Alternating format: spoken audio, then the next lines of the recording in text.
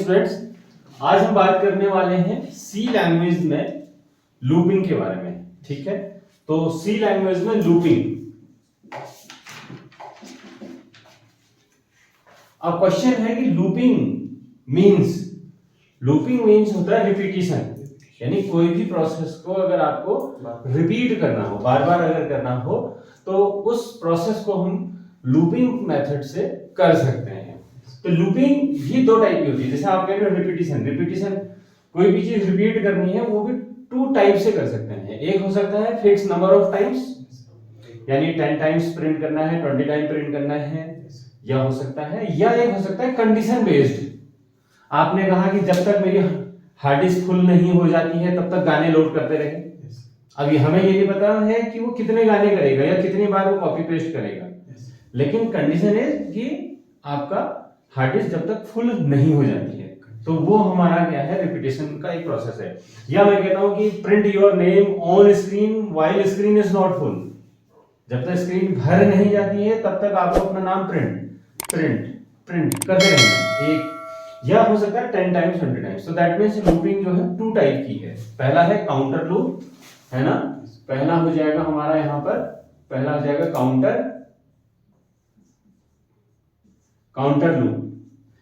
Counter loop का means होता है जहां पर काउंटिंग होगी, मीन्स कितने टाइम वो लूप चलेगा, तो वो काउंटर लूप होगा। एंड दूसरा जो हो जाएगा आपका कंडीशनल लूप। ठीक है, कंडीशनल लूप। ये तो काउंटर लूप हम लोग पढ़ेंगे फॉर का लूप, आगे जाके मैं भी बताता हूं विद सिंटैक्स, फॉर का लूप। और कंडीशनल लूप में हम फिर से टू लूप पढ़ेंगे। पहला लूप होगा आपका व्हाइल का लूप, व्हाइल लूप, और दूसरा हो जाएगा डू व्हाइल। तो कुल मिला के हम कितने लूप पढ़ेंगे? 3 लूप पढ़ेंगे। इसका मतलब है कि सी लैंग्वेज जो सपोर्ट करता है वो 3 लूप सपोर्ट करता है, for, while and do while. For को हम बोलते हैं काउंटर लूप, व्हाइल और डू व्हाइल को हम बोलते हैं कंडीशनल लूप, क्योंकि कंडीशन के बेस पर चलते हैं।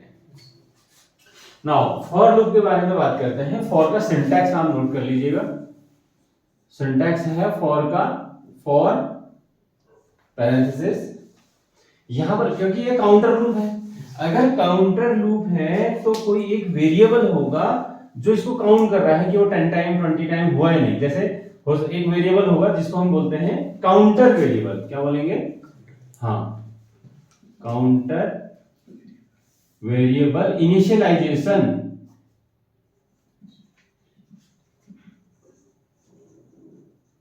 काउंटर वेरिएबल इनिशियलाइजेशन का मींस, अब मैं आपसे कहता हूं कि आपको अपना नेम स्क्रीन में 10 टाइम प्रिंट करना है, तो आप काउंटिंग करोगे ना, या तो 1 से करोगे 10 तक, या 10 से 1 तक करोगे। यानी एक वेरिएबल होगा जो इनिशियलाइज होगा कहां पर से, कि जहां से आपको काउंटिंग स्टार्ट करनी है। सपोज मैं 1 से करूंगा तो दैट मींस मेरा काउंटर वेरिएबल इनिशियलाइज होगा विद द वैल्यू ऑफ 1, यानी 1 से होगा 10 तक उसने जाना है। तो यहां पर क्या आ जाएगा, उसको हम कहते हैं expression. This expression is Boolean expression. ये ट्रू फॉल्स देगा आगे जाके, इसको बोलते हैं हम एक्सप्रेशन। और यहां पर क्या हो जाएगा, इंक्रीमेंट या डिक्रीमेंट। 1 से लेकर 10 तक कैसे जाओगे? इंक्रीमेंट करते हुए जाओगे, 1 के बाद 2, 2 के बाद 3। ठीक है, अगर आप 10 से लेकर 1 तक जा रहे हो तो डिक्रीमेंट में जाओगे, यही तो होगा। तो यहां पर इसको अपडेशन कह सकते हैं, या इंक्रीमेंट या डिक्रीमेंट दोनों लिख सकते हो। ठीक है, तो अपडेशन लिख देता हूं फिलहाल मैं, यानी काउंटर वेरिएबल यहां पर अपडेट होगा, है ना। अच्छा, मैं अपडेशन लिखना चाह रहा था, काउंटर वेरिएबल अपडेशन। ठीक है, फिर कर्ली ब्रेस ओपन का मतलब है कि इस फॉर लूप का वर्क एरिया यहां से स्टार्ट हो जाता है, यानी इस लूप ने क्या क्या चीजें रिपीट करानी है वो सारे स्टेटमेंट्स यहां पर लिख दो। यहां पर हम लिखेंगे स्टेटमेंट्स टू बी रिपीटेड, है ना। यानी जो कुछ भी आपको रिपीट करना वो सब यहां पर लिख दो, और फाइनली आप इसको कर दो क्लोज। क्लियर हो गई बात? तो ये है काउंटर लूप। तो इसका एक एग्जांपल देख लेते हैं। बहुत सिंपल है। अब देखो आपको जो है सपोज सिटी का नेम या अपना नेम या इंस्टीट्यूट का नेम आपको 10 टाइम्स प्रिंट करना है। बहुत सिंपल है। तो मैं क्या करूंगा, फिलहाल मैं वाई वो पूरा हैश इंक्लूड वगैरह नहीं बता रहा हूं, केवल मैं इसका एग्जांपल बता देता हूं। तो आपके पास एक वेरिएबल है, सपोज पहले से ही इंटीजर में ही कोई आई है, कुछ भी हो सकता है, एक्स भी हो सकता है, मैं आई ले रहा हूं। तो मैंने क्या किया, एक फॉर का लूप लगाया, i इक्वल्स टू 1। देखो मैं 1 से काउंटिंग शुरू कर रहा हूं, तो इसलिए मैंने क्या करा, i इक्वल्स टू 1। अच्छा, मैंने कहा कि i less than equals to 10, यानी i लेस देन और इक्वल टू 10 तक जाएगा, ठीक है।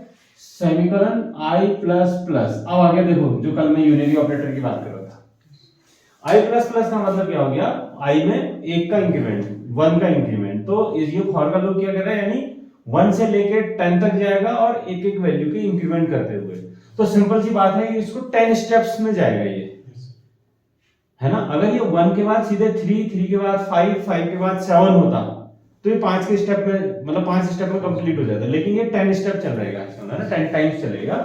तो आप क्या करेंगे, अब इस लूप के प्रोसेस में आपको क्या प्रिंट करना है, आपने suppose print f double inverted quotes में \n में आपने सपोज ग्लोबल प्रिंट कर दिया। ये देखिए, क्लियर है। तो ये प्रोग्राम क्या करेगा, इस स्टेटमेंट को यानी प्रिंट f को ये लूप 10 टाइम्स रिपीट कर देगा। सो आपकी स्क्रीन में 10 टाइम्स ग्लोबल प्रिंट होके आ जाएगा। अब इसकी प्रोसेस जरा समझ लेते हैं, ये चलता कैसे है। तो चलता कैसे है वो बहुत इंपॉर्टेंट है जानना। तो सबसे पहले ये क्या करेगा, काउंटर वेरिएबल इनिशियलाइज करेगा, यानी i की वैल्यू क्या कर दी इसने, 1 कर दी। पहला स्टेप यहां पर लिख भी देता हूं, ये पहला स्टेप है। फिर क्या करता है, ये आगे बढ़ेगा, हाँ ये, फिर ये आगे बढ़ेगा, यहां पर आएगा। दूसरा स्टेप ये देखेगा कि i लेस देन और इक्वल टू 10 है, बुलियन एक्सप्रेशन, बुलियन का मतलब ट्रू या फॉल्स। अब बताओ i less than equal to 10 है, यस। अगर ये यस होता है, इसको बिल्कुल ध्यान दीजिएगा, अगर ये यस होता है तो यस के केस में ये अंदर आएगा, किसके, कर्ली ब्रेस के अंदर आएगा, यस के केस में आएगा। आपने कहा यस, तो स्क्रीन में क्या प्रिंट हो गया, प्रिंट f ग्लोबल, यानी नई लाइन में क्या हो जाएगा, ग्लोबल प्रिंट हो गया, ये आउटपुट है, ठीक है, प्रिंट हो गया, ठीक है। अब ये कर्ली ब्रेस क्लोज है, क्लोज का मतलब क्या हो जाएगा कि ये लूप जा रहा है वापस जाएगा कहां, i प्लस प्लस में, i प्लस प्लस, i की वैल्यू इनिशियल क्या थी 1, i प्लस प्लस का मींस i की वैल्यू क्या हो गई, अब हो गई 2। अब देखो, ये पहला स्टेप था, दूसरा स्टेप था, तीसरे स्टेप में प्रिंट हुआ ना, चौथे स्टेप में इंक्रीमेंट हो गया, हाँ। अब i की वैल्यू हो गई प्लस प्लस यानी 2।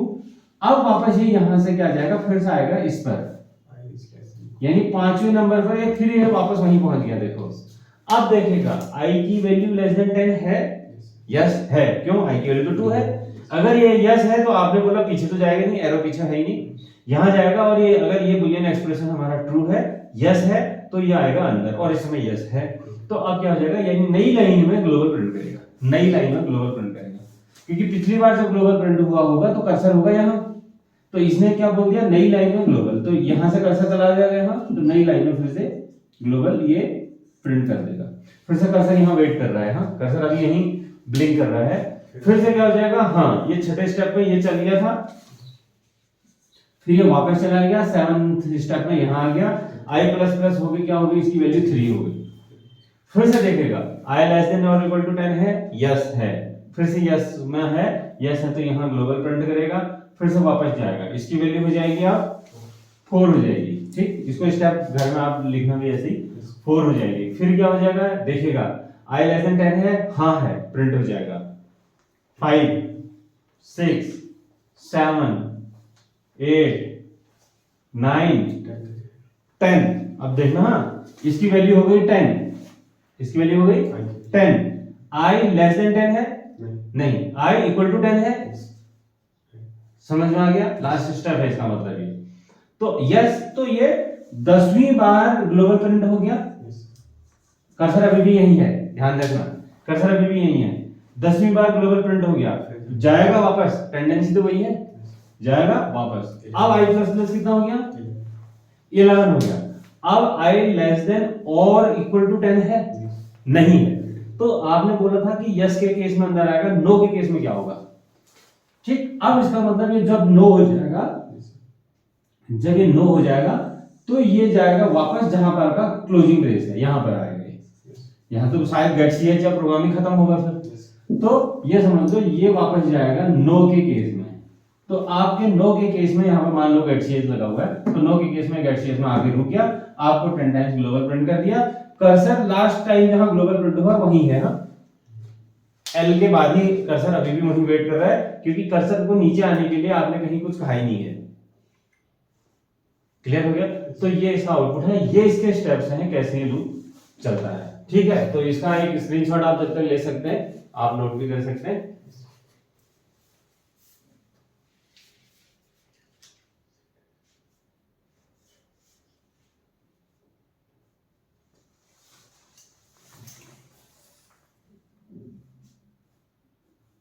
हाँ, तो अब हम लोग एक नया एग्जांपल करते हैं, फिर से फॉर लूप में ही करेंगे। क्वेश्चन है write a program to input any integer number and display table. Right, आपको क्या करना है कि कोई भी एक इंटीजर नंबर लेना है और उसका टेबल आपको शो करना है। तो hash include stdio.h, hash include conio.h। फिर से हम वापस आएंगे void main opening brace. Integer में हम लोग क्या करेंगे, एक देखिए वो नंबर जिसका टेबल दिखाना है, n हो सकता है, सेमीकोलन, और एक हमारा वो काउंटर वेरिएबल जो फॉर के लूप में काम आएगा। तो मैं क्या करता हूं, इसको i से ही ले लेते हैं। ठीक है, तो screen clear, CLRSCR clear screen. User को एक मैसेज दे देते हैं प्रिंट एफ इनपुट, हाँ नंबर, तो कोई भी नंबर इनपुट करेगा जिसका वो टेबल देखना चाह रहा है, इनपुट नंबर। फिर यहां पर हो जाएगा scanner %d comma address of n। n में हमारे पास नंबर आ गया है जिसका हमें टेबल देखना है। क्लियर हो गया? n में वो नंबर आ गया जिसका हमको टेबल देखना है। तो आप लगा लेते हैं फॉर का लूप। टेबल क्या होता है, देखो बहुत सिंपल है, पहले टेबल को समझ लेते हैं। टेबल किसी भी नंबर का टेबल, जैसे आप अभी कह रहे थे 2 का टेबल, यानी 2 1 जा 2, 2 2 जा 4, 2 3 जा 6 हो गया है। एक्चुअली में क्या है कि 2 है कांस्टेंट, 2 है वो नंबर जिसका टेबल देखना चाह रहे हैं, दैट मींस n। अच्छा, 1 जा 2 जा 3 जा 4 जा 6 जा 7 जा अप टू 10 जा, दिस इज सीरीज ऑफ 1, यानी 1 से लेकर 10 तक की एक सीरीज है, यानी 1 से लेकर 10 तक की एक सीरीज है जिसके साथ ये n मल्टीप्लाई हो रहा है, टेबल जनरेट हो जा रहा है। सिंपल है ना? तो दैट मींस लूप के थ्रू हम क्या करेंगे, एक नंबर जनरेट कर देंगे। ऐसा सोचो आप, ये है ना, ये नंबर जनरेट हो जाएंगे लूप से, और यहां पर आपने n तो इनपुट ले रखा है, तो n इंटू ये हो जाएगा i, ये i का ही लूप जनरेट हो रहा है ना। तो अब इसको देखते हैं कैसे करेंगे। तो देखो बहुत सिंपल है, एक for i is equal to 1, i ऊपर पहले से डिक्लेयर है, i is equal to 1 semicolon, i less than is equal to 10, यानी 1 से लेकर 10 तक की सीरीज जनरेट करेगा, सेमीकोलन i प्लस प्लस। ठीक तो है, 1 से लेकर 10 तक की सीरीज हो गई ना। अब क्या करिए आप, ओपनिंग ना प्रिंट एफ बैक स्लैश का मतलब नई लाइन में, %d का मतलब इंटीजर वैल्यू। ठीक, हमें टेबल चाहिए, यानी 2 इंटू 1 इज इक्वल टू, मतलब हमें तो केवल ये वाला आउटपुट चाहिए ना, 2 4 6 8 10, यही तो, ये तो है हमारा आउटपुट, ये हमारा आउटपुट है। तो यानी एक ही आउटपुट है, एक ही नंबर है आउटपुट, तो % हो गया। कॉमन देखो एंड इनटू i, समझ में आ गया? अब इसको समझ लीजिएगा। हाँ, इसको फिर कर लेते हैं हम get ch and close. Clear है? आप देखते हैं। तो सबसे पहले ये क्या करेगा, हैश इंक्लूड वॉइड में आ जाएंगे, फिर n और i दो इंटीजर वेरिएबल डिक्लेयर करेगा, एक n के लिए बॉक्स हो जाएगा, एक i के लिए बॉक्स हो गया। यही तो हुआ। स्क्रीन क्लियर हो गई। इनपुट नंबर, ये स्क्रीन में मैसेज चला जाएगा। स्कैनफ यानी जो यूजर यहाँ पर एंटर करने वाला, माना यूजर ने 2 ही एंटर करा, मान लो थोड़ी देर 2 जैसे ही उसने एंटर करा तो क्या हो जाएगा, ये 2 चला जाएगा स्कैनर के थ्रू एड्रेस ऑफ n में, यानी n की वैल्यू हो गई 2। अब नीचे आ जाइए। फॉर में सबसे पहले ये वेरिएबल इनिशियलाइज करेगा, काउंटर वेरिएबल हमारा i ही है, तो i इक्वल टू 1 का मतलब हो गया ये। सही हो गया? आ जाओ। i less than equal to 10 है, यस, तो ये हुआ। फिर i less than equal to 10 है, आपने कहा हाँ है, तो ये आ गया यहां से नीचे, यानी नई लाइन में इंटीजर वैल्यू, राइट? ये हमारा आउटपुट प्रिंट होने वाला है, ये समझ लो थोड़ी देर, है ना? तो ये नई लाइन में इंटीजर वैल्यू, यानी कर्सर यहां कहीं है, और n की वैल्यू है 2 into 1 इज इक्वल टू 2 ही तो हुआ, तो इंटीजर वैल्यू प्रिंट हो गई नई लाइन में 2। क्लियर हो गया? फिर ये लूप यहां से आपको पता है, ये लूप यहां से वापस जाता है, i की वैल्यू इंक्रीमेंट होकर 2 हो जाती है, तो लेस देन 10 है, अंदर आ जाओ, इंटीजर वैल्यू n तो कांस्टेंट है, n तो 2 ही रखो हमेशा, i की वैल्यू अब 2 हो गई, 2 into 2 यानी नई लाइन में इंटीजर वैल्यू 2 into मींस 4, तो नई लाइन में 4। क्लियर? फिर वापस जाता है, इसकी वैल्यू 3 हो जाती है, ये ट्रू होता है, यहां पर इंटीजर वैल्यू प्रिंट करेगा 2 into 3, ये नंबर इधर का चेंज होता रहेगा, देखो i चेंज होता जा रहा है, ये i है, तो 2 into 3 6, फिर ऊपर जाएगा, i की वैल्यू 4 हो जाएगी, 2 into 4 8, ऐसे ही होते होते क्या हो जाएगा, एक बार i less than equal to 10 हो जाएगा, और फाइनल जो वैल्यू हो गई 2, यानी 2 into 10 इज इक्वल टू क्या हो जाएगा, 20 प्रिंट हो जाएगा।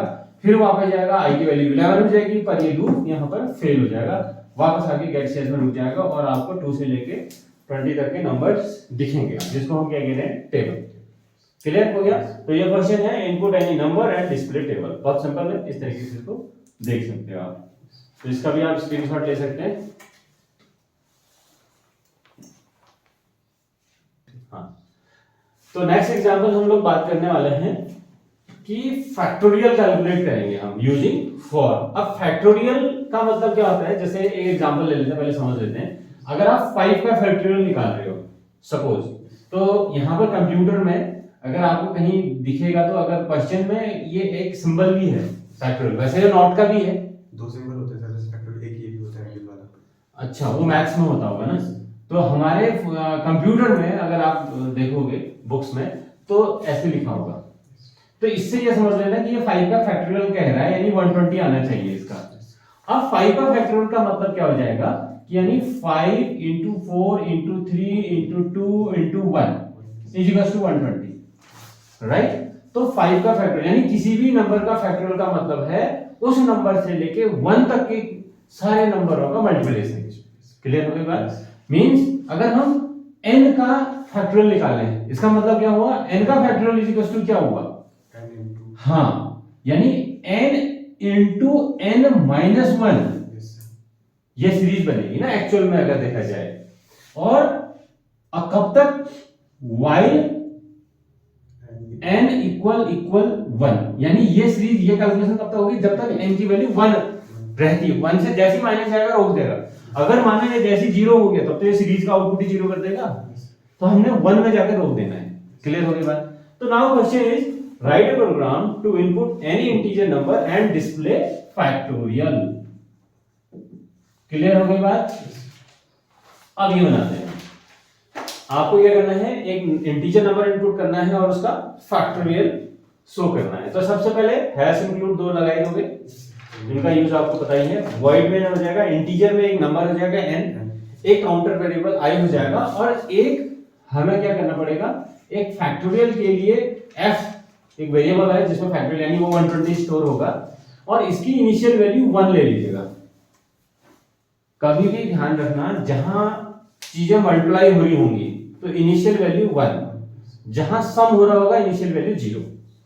कभी भी मल्टीप्लाई में कभी भी 0 नहीं, सम में कभी भी 1 नहीं, क्योंकि वहां नहीं तो एक नंबर बढ़ जाएगा और मल्टीप्लाई में तो 0 ही कर देगा।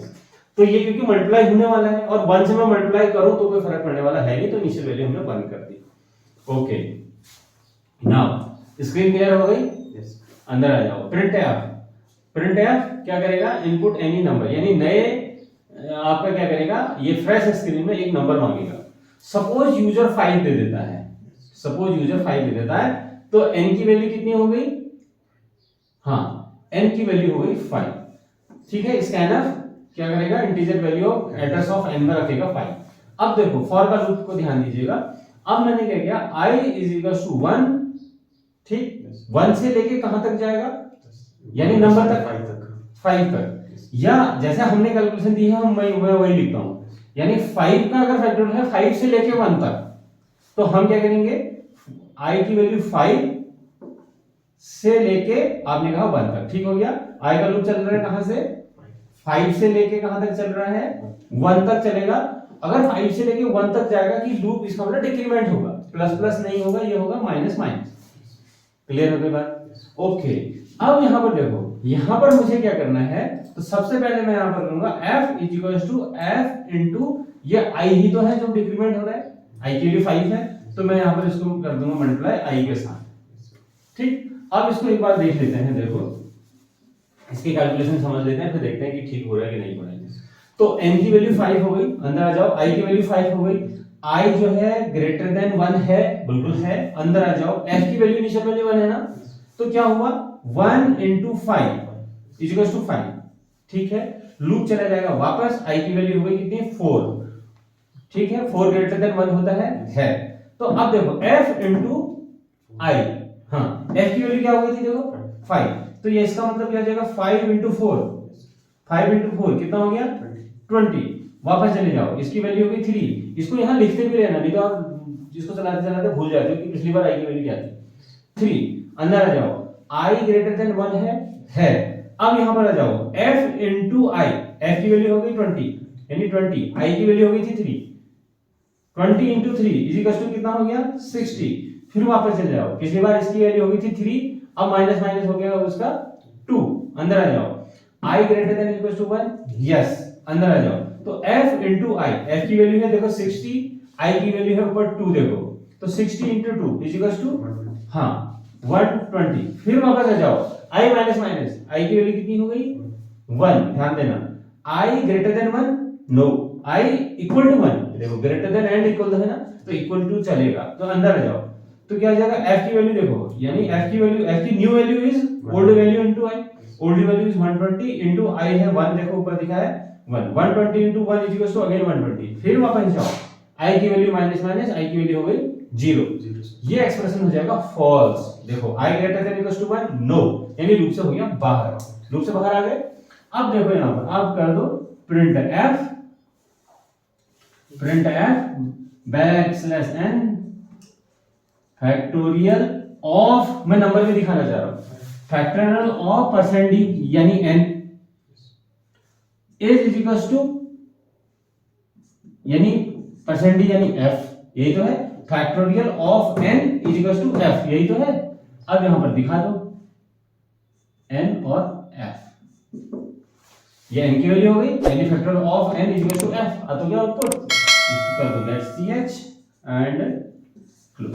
समझ में आ गया? तो इसको एक बार बिल्कुल आप नोट भी कर लीजिए, और इसको आप चला के भी जरूर देखना, इसको मैनुअली जरूर चलाना, मैनुअली आना चाहिए, कंप्यूटर में तो आना ही आना है इसका आउटपुट, ये 100% प्रूफ है। तो आप लोग भी इसका स्क्रीनशॉट ले सकते हैं और इसको नोट करके आप इसकी प्रैक्टिस जरूर करें।